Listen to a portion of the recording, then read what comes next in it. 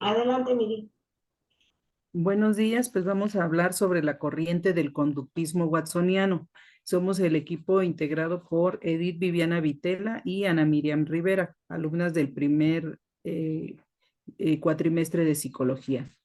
Y bueno, vamos a empezar con una semblanza de los autores más representativos de esta corriente.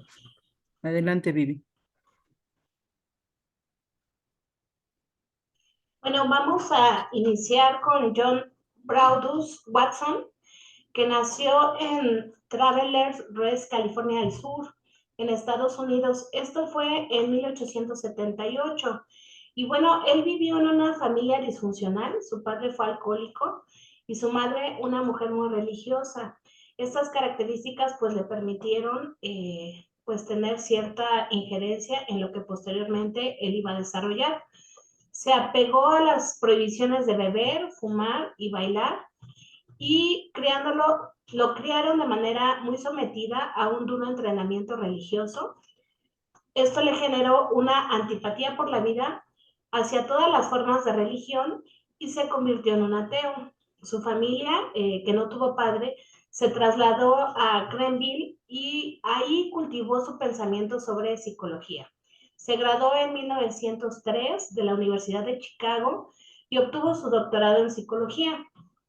Para 1908, Watson fue invitado por Baldwin a la Universidad de Johns Hopkins a impartir una cátedra de psicología. Aquí fue donde el conductismo de Watson se concibió y bueno, comenzó a ver la luz. Watson permaneció en la Universidad de Hopkins varios años realizando investigaciones acerca de la relación entre inputs sensoriales, y aprendizaje y comportamiento de las aves. Para 1920 fue invitado a abandonar su cátedra en la universidad debido a rumores de infidelidad que generaron su divorcio. A pesar de todo esto, con el prestigio de ser un fundador de una nueva predicción y el control del comportamiento, no pudo encontrar una nueva posición dentro de la vida académica de las universidades norteamericanas. Al dejar esta universidad se mudó a Nueva York, dedicándose al ámbito de la publicidad. Conoció al presidente Watson y la publicidad, quien lo vinculó como investigador del consumidor, y con este cambio de carrera le condujo al modelo de estímulo y respuestas emocionales, que bueno, fue una de las grandes aportaciones que realizó Watson al conductismo, aplicado rápidamente a la naciente psicología de la publicidad.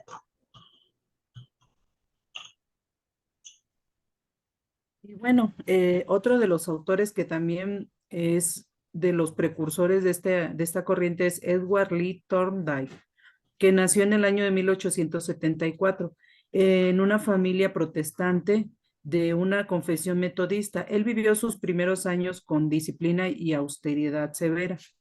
En 1891 ingresó a la Universidad Wesleyana de Connecticut, de la que se graduó en 1895, y ese mismo año pasó luego a la Universidad de Harvard a estudiar con William James, donde pues empezó a trabajar sobre problemas de la inteligencia animal. Continuó sus trabajos hasta obtener su doctorado en 1898 con una tesis titulada Inteligencia Animal.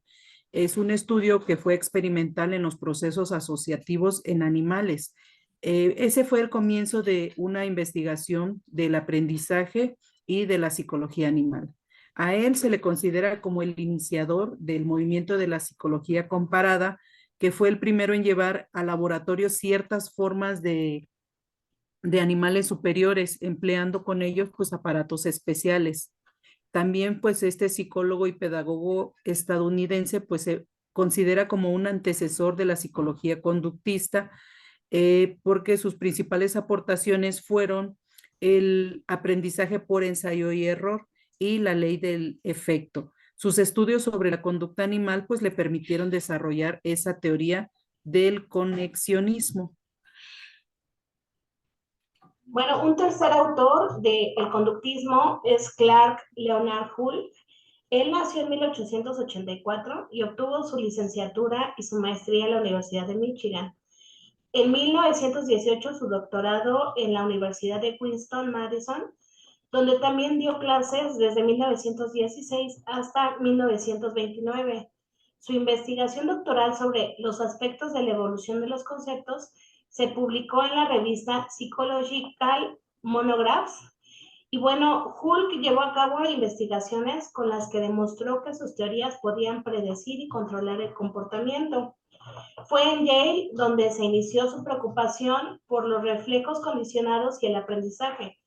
Pensó que el trabajo de 40, el conductismo en la historia de la psicología, y bueno, Pavlov podía formularse de manera más rigurosa y en 1930 empezó a formular un riguroso sistema científico, lógico para los hechos del aprendizaje. Pensaba que el trabajo científico debía efectuarse con un método hipotético, o sea, deductivo, y que consiste en establecer postulados de los cuales se pueden deducir experimentalmente conclusiones comprobables, hacer pruebas y si las pruebas fallan, se revisan los postulados. En el caso de Edward James Tolman, que nació en West Newton, Massachusetts, él estudió en el Instituto Tecnológico de Massachusetts y se graduó en electroquímica en 1911. Él recibió su doctorado en la Universidad de Harvard en 1915 y la mayor parte de su carrera la pasó en la Universidad de California, en Berkeley, entre el año de 1918 y 1954. Él ahí enseñó psicología. En 1957 recibió el premio de la Asociación Psicológica Estadounidense, que es la APA, por sus contribuciones científicas que fueron distinguidas. Fue un psicólogo en el contexto de la psicología del comportamiento. En su primer trabajo experimental fue un estudio de las relaciones temporales del significado y la imaginación, que le llevó a la conclusión de que algunos de los significados pueden anteceder a algunas imaginaciones. Actualmente los psicólogos experimentales hablan de una revolución cognitiva y en su disciplina se han comenzado a trabajar con los procesos de pensamiento y cognición. Esta gran cantidad de obras relacionadas con el aprendizaje cerebral y otras, pues son en realidad la psicología cognitiva. Tolman fue uno de los primeros psicólogos experimentales en trabajar con tales procesos. Y bueno, también Edwin Ray Guthrie nació en 1886 en la ciudad de Lincoln, Nebraska. Ingresó a la Universidad de Nebraska, donde realizó estudios de matemáticas. Después de 5 años se trasladó al departamento de psicología, donde permaneció durante el resto de su carrera. Para 1910 ingresó a la Universidad de Pensilvania para obtener su doctorado. En 1914 aceptó un puesto en la Universidad de Washington. Después de un tiempo fue miembro del Departamento de Psicología y más tarde se convirtió en decano de estudios de posgrado de dicha universidad.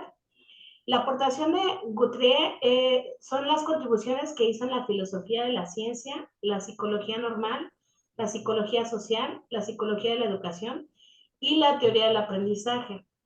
Lo recuerdan por la aportación de su teoría del aprendizaje basado en la asociación y defendió el principio asociativo de la contigüidad o condicionamiento simultáneo como ley fundamental del aprendizaje. A partir de Guthrie, toman gran relevancia los modelos estadísticos de este aprendizaje. Fue uno de los primeros conversos al conductismo watsoniano y el reflejo condicionado de Pavlov. Permaneció fiel a la psicología objetiva toda su vida. El enfoque de este autor involucra el menor número de supuestos en comparación a otras teorías contemporáneas, lo que representa una gran ventaja científica. Y bueno, también sostiene una teoría francamente mecanicista. Dice, por ejemplo, que todo lo que puede aprender un hombre es a conocer sus músculos de una manera ordenada.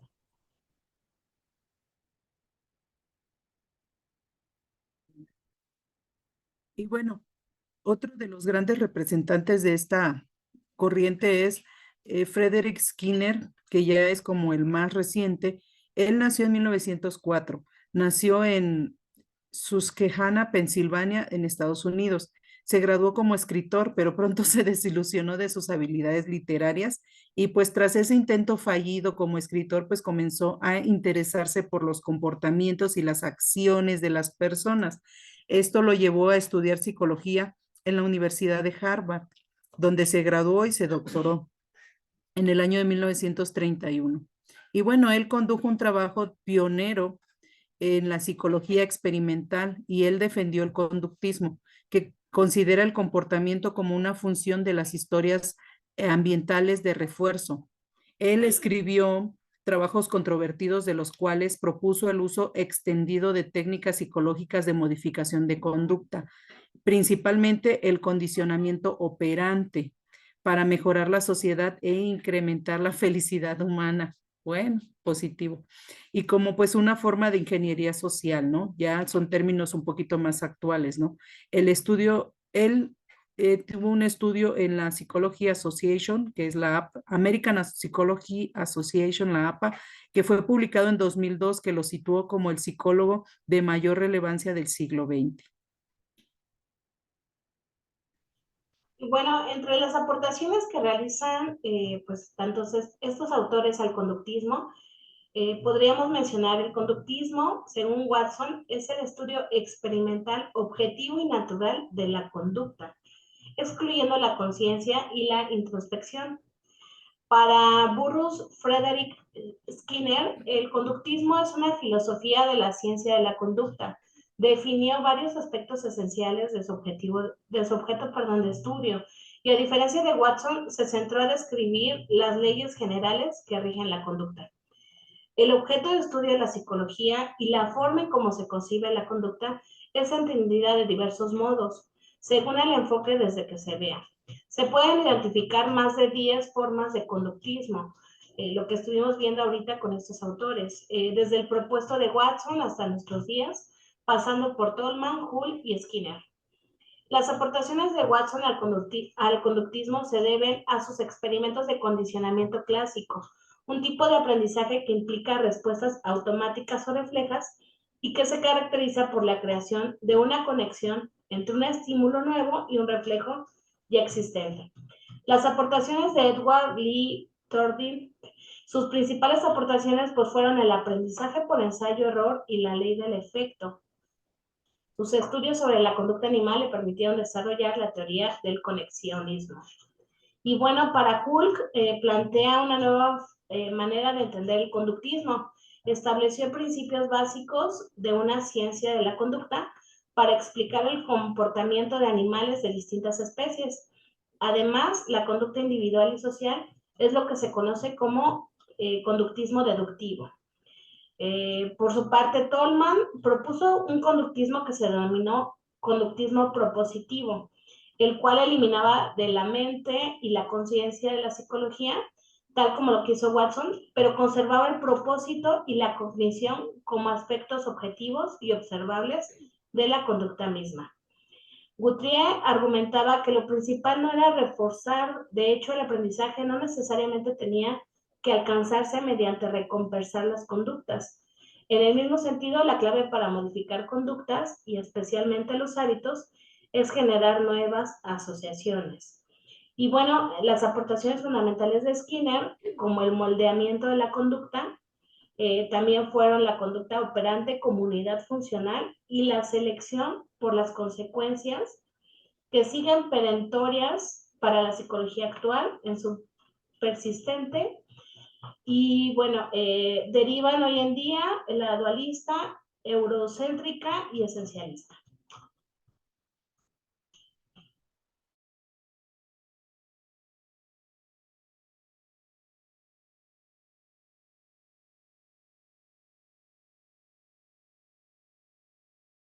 Poder presentar este trabajo, ¿no? Y de estas conclusiones, pues, llegamos a que la psicología constituía la ciencia que estudiaba el comportamiento de los organismos sin hacer alguna referencia de la conciencia ni de las especulaciones metafísicas. El objetivo de la psicología es predecir y controlar la conducta, la conciencia y los estados mentales. No era parte de la psicología y de la introspección, no era el método apropiado para estudiar los fenómenos del comportamiento. la psicología objetiva se convirtió en conductismo. Entonces, el objetivo del conductismo es predecir y explicar la conducta por medio del control de su ocurrencia, logrando por medio de esto de la manipulación del ambiente que contiene al organismo en que se comporta, ¿no? Y de acuerdo con la definición watsoniana, la psicología es una rama puramente objetiva y experimental de la ciencia natural, cuya meta es la predicción y el control de la conducta. El estudio de esta pues requiere un carácter prioritario que consiste en establecer relaciones entre los estímulos y las respuestas del organismo ante aquellos, ¿no? Lo que ocurre es que el sujeto después del estímulo y antes de la respuesta no es directamente observable y por tanto no puede ser estudiado de forma objetiva. Entonces la investigación pues se centró en determinar el estímulo, lo que provoca una respuesta y cómo se establece una determinada relación funcional entre ambos, ¿no? Y bueno, de todo lo que ya hablamos, se deduce que, pues, otro de los presupuestos básicos del conductismo es el carácter aprendido a través de la conducta. El comportamiento de un sujeto, según su concepción, se explica a partir de estos procesos de aprendizaje que van moldeando su personalidad y su modo de actuar. En consecuencia, es que los instintos, lo innato, eh, son rechazados. Todo queda pues sujeto a las influencias externas, al poder condicionamiento del medio ambiente.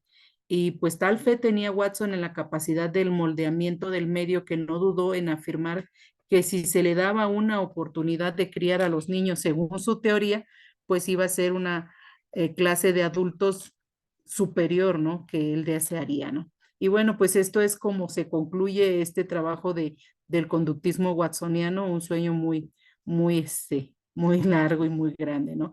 Y bueno, pues bueno, con esto concluimos esta presentación, este trabajo y bueno, no sé si mi compañera quiere agregar algo más.